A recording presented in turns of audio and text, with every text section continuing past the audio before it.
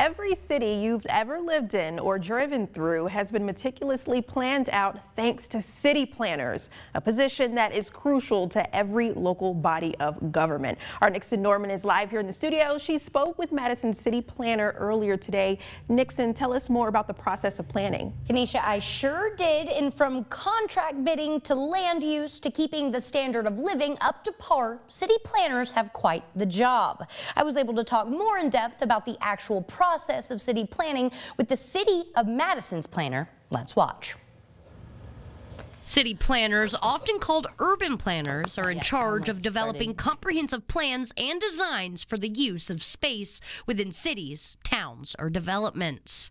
Another thing city planners must be is flexible. We have to be very flexible because how cities develop and growth is very dynamic. That's because in every facet of life, things are changing. And things are definitely changing in the valley with the sheer amount of commercial and residential growth taking place here. Something city planners and residents have to be extremely flexible with is road work. All cities really are in a constant evaluation process.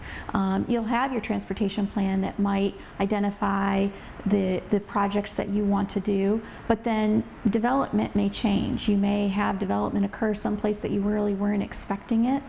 You may have public facilities and opportunity to arise where you get to put in a park or a school, and that may change the prioritization of when you do those traffic improvements. Another main responsibility of someone working in city development is matchmaking, setting up clients and contractors as they see fit, pairs that they know will work best for the community.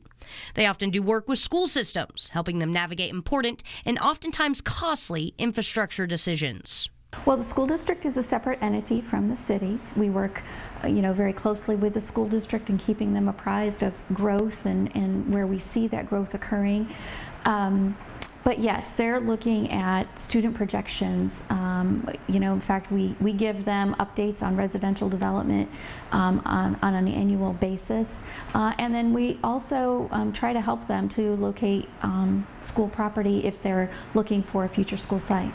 City developers are constantly thinking about the greater good of their community. And one of the tasks that requires the most community input would be bringing businesses to the area in which they develop. The community regularly lets us know that they would like certain businesses. But in terms of businesses, a lot of times that's a function of finding a developer who can put a deal together. It is also a function of property owners who maybe have commercial land that's conducive to commercial land have to be willing to sell that land at a price point that works. And so it's really a matchmaking effort. And that's what a lot of commercial development is. Tune in again to Fox 54 after Super Bowl 57 for even more information on how city planners work to make their communities run smoothly.